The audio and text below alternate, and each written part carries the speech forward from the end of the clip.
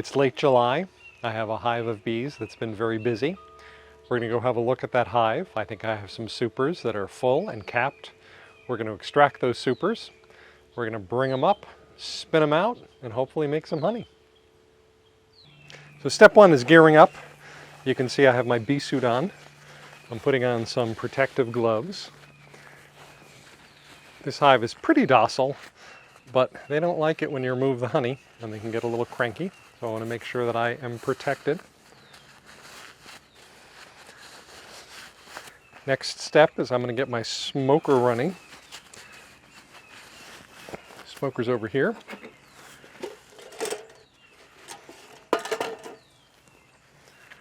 I have my fuel. I have a plumbing torch, which is very good for igniting the fuel. Try not to ignite my fingers.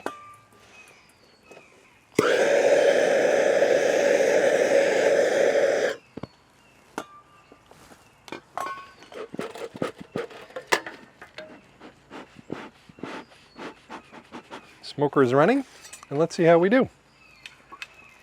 This is my most productive hive this season.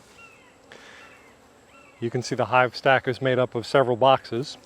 The two on the bottom, the big ones, are the brood box.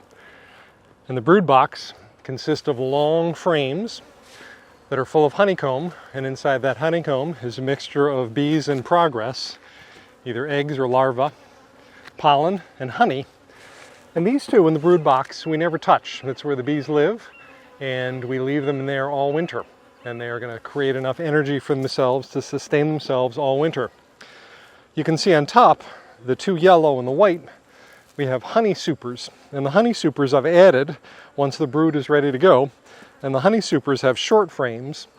And the idea is that the bees come up here to deposit honey, but they do not deposit eggs and they don't deposit pollen. So we were able to extract honey from the honey supers and leave the brood box alone.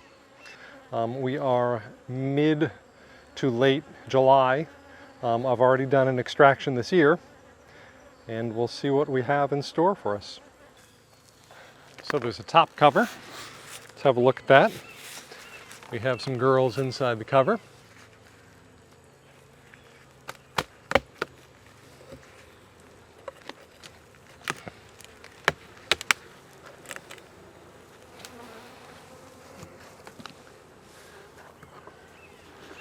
Let's give them a little smoke.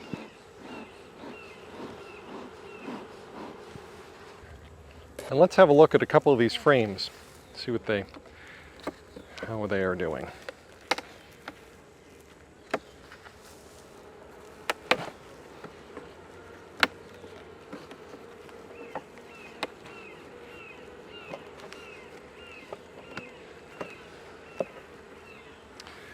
So this is a short super frame that doesn't seem to have a whole lot of activity. I mean, certainly we have bee activity and we have honeycomb activity, but we don't have any honey in the frames. And that is to be expected because we have two supers underneath it. And I can tell just by lifting this box that there's not a whole lot of honey in here. Let's have a feel for that second box.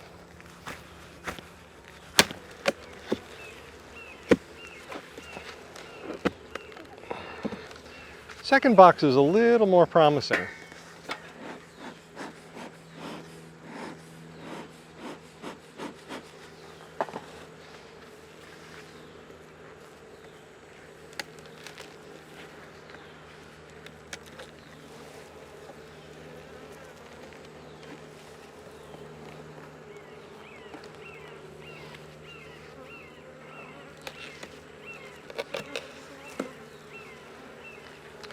So this is an example of a super frame that is populated with honey, but it is not capped.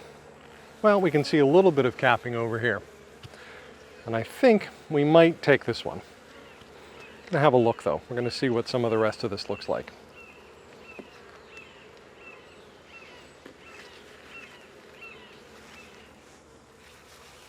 I think what I want to do is start with the super box that is closest to the brood box. and see what the honey looks like there. And we can make some decisions about how much of this we're going to take.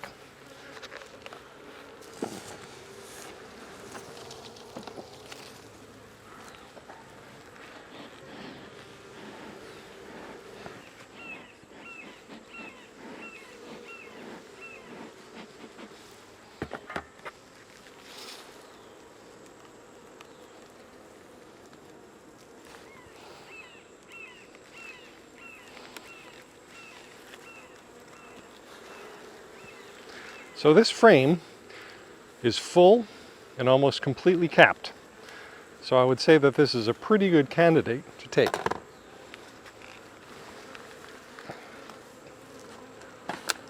We want to take the honey, we don't want to take the bees.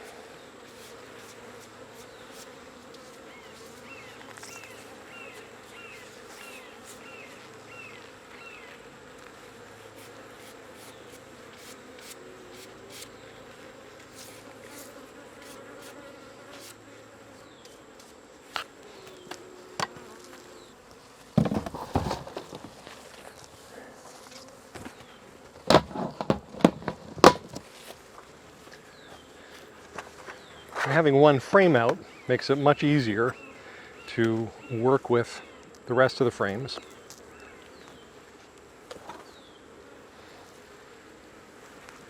That looks pretty good. We are full, we are capped, we have maybe 30% full and capped there. So this one is going to come as well.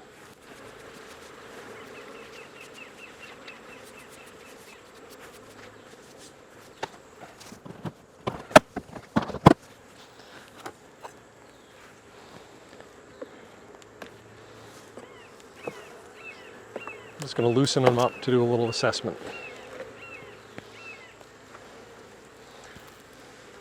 That is light.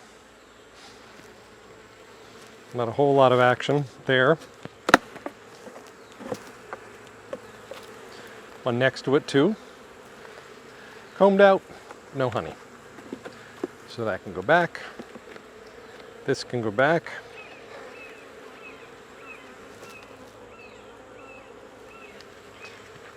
This is a maybe. This is pretty heavy.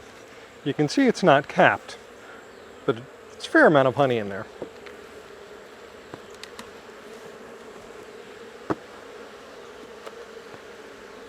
This is a keeper for sure.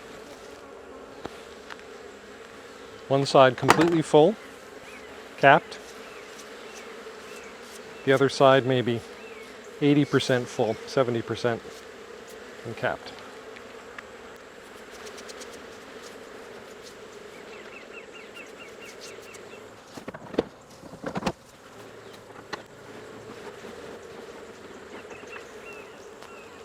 They're very docile today. This is a very happy colony. They're not really aggressive at all. They've been producing really well this year.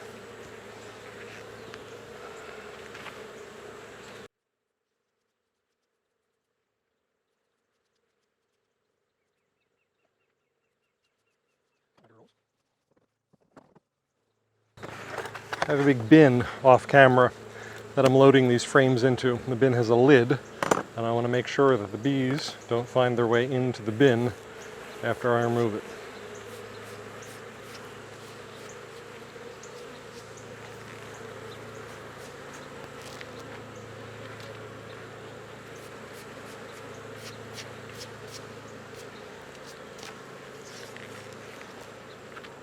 This one looks pretty good. It's heavy. Not completely capped, but has a fair amount of honey in it.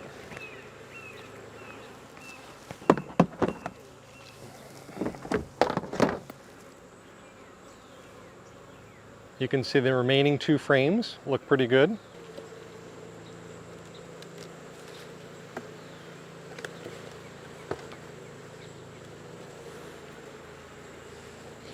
Lots of bees, lots of honey.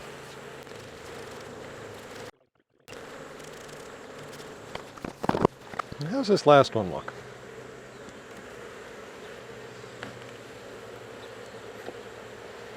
I think that has potential for sure. So while we're here, let's have a look inside this brood box. The brood box we never touch. Well, we certainly never rob honey from it. And there are all the girls kind of doing their thing.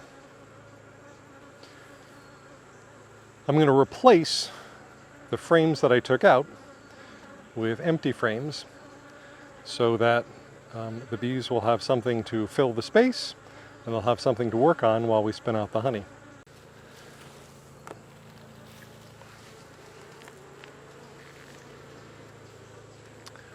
This one has some honey capped, but I think there's a lot more work to be done. I don't think it makes sense to remove that and spin it out yet.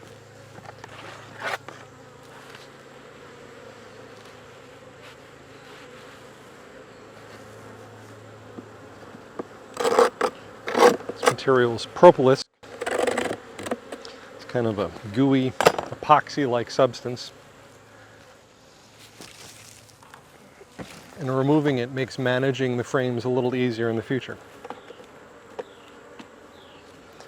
So I have some empties. Some of these have the start of honeycomb, and we'll see how far they progress with this.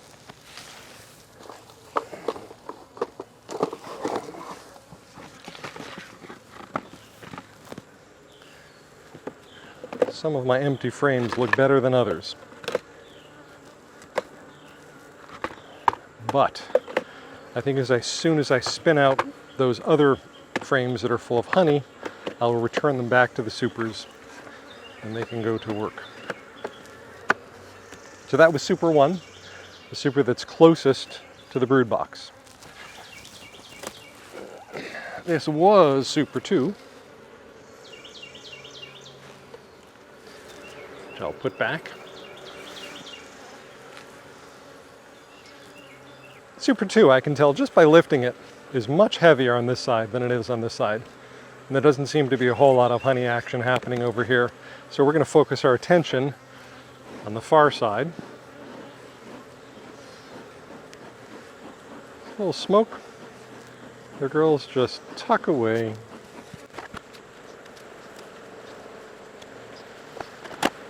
So that frame, we can tell, isn't capped, but pretty heavy. I think we're going to spin it and see what happens.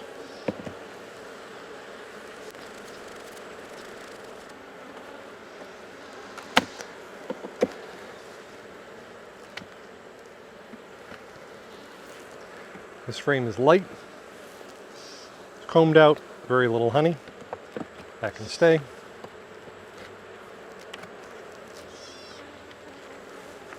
This frame is heavy, honey. A little bit of capping, and I think we're going to take this.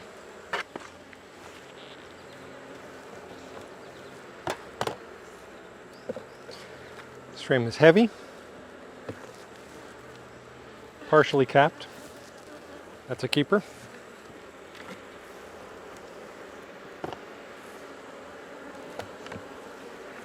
This one too is heavy, tiny little bit of cap on it. We're going to take this. If it were earlier in the spring, I would leave these for them to finish and cap. But I don't know how much more season we have left. So I'm going to take what I can get. And we go from that very heavy frame to a very light frame. Nothing. Nothing.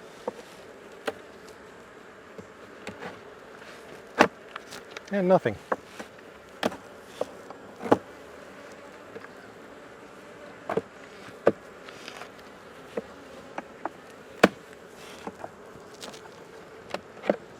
Nothing.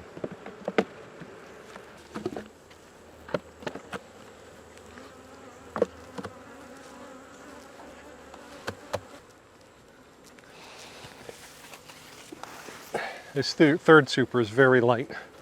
There's no honey in here, but I'm going to return it to the hive.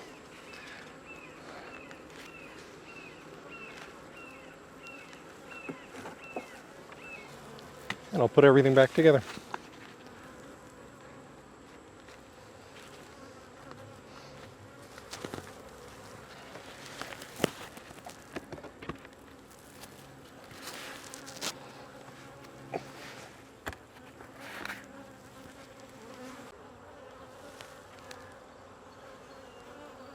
Here are the girls, very busy, coming in and out of the hive.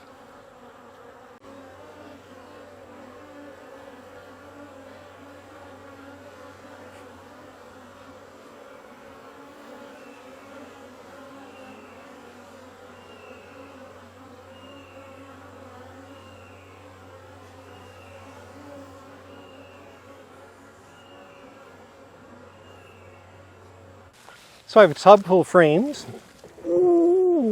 which I would guess at, I don't know, maybe 30 to 35 pounds.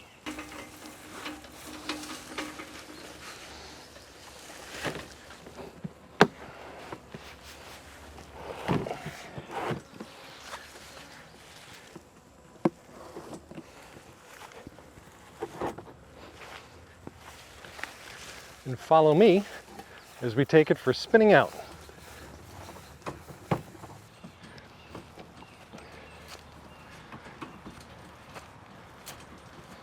So I'm out of my bee suit and in a different part of the property, and we're going to go through the process of extracting the honey from the frames that were in the supers. Important distinction is that I am in a different part of the property. It is always a great idea to do this away from the hives, because if bees find out you're up to this, they will come and investigate, and pretty soon you'll have lots and lots of bees helping you out. Not too much help. So I have a frame out of the box ready to go. Right beneath it is my centrifugal extractor, and the idea is I'm going to cut off all of the caps if necessary, and I'm going to load up the extractor in a balanced fashion, run it, and the centrifugal force is going to push the honey to the outside and down. I have a hot electric knife, and watch this.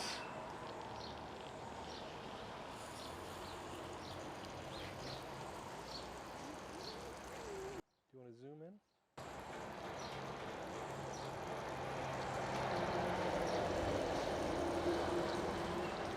You can see the honey running down the side of the frame, and you can see the top bit of the comb coming off.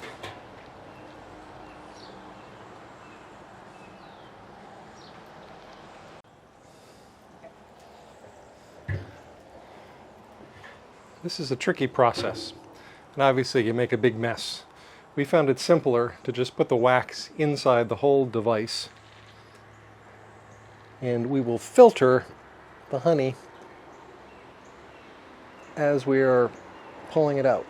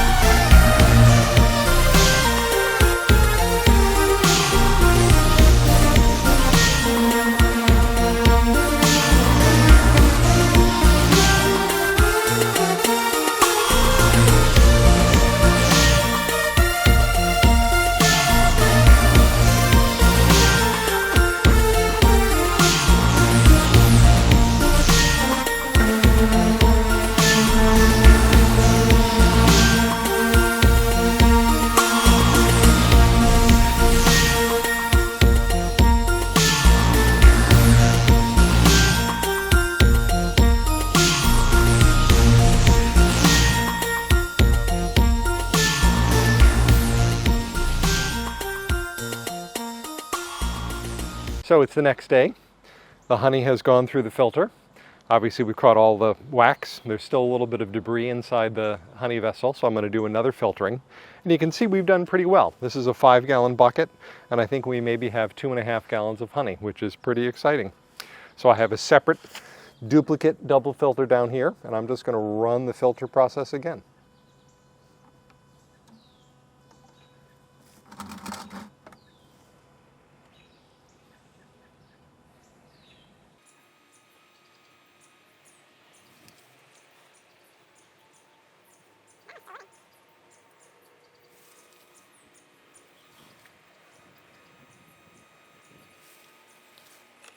I'm using 20-ounce jars, hexagonal jars. I've discovered that 20-ounce seems to be the magic size. Good for gift giving. And you should note they have been washed and sterilized prior to this process.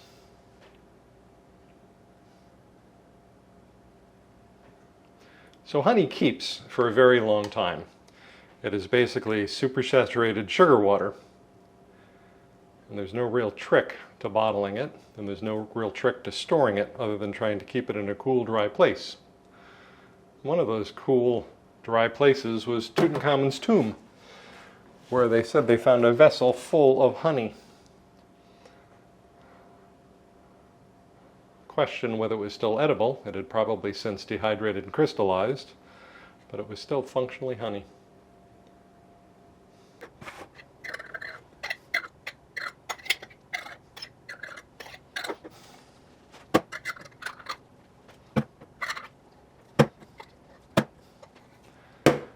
This is just about where I lose traction.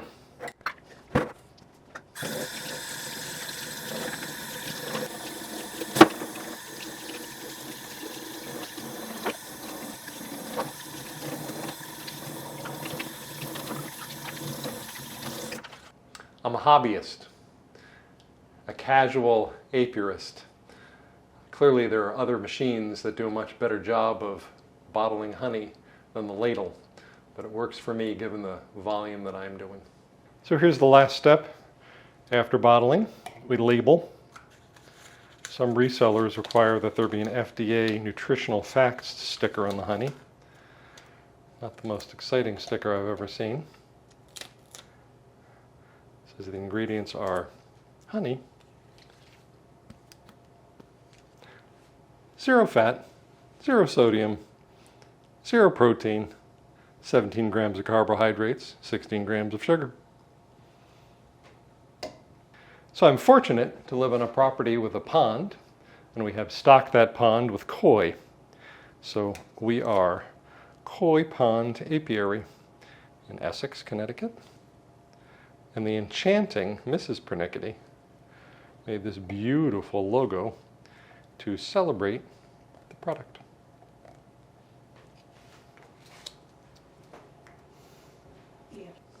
My bee expenses include the bees themselves. I usually get a package or a nuke every year. The sugar required to feed them, and the woodwork that is amortized over the course of a couple of years, including the hive boxes and the frames. And the jars. And the labels. And the spinner.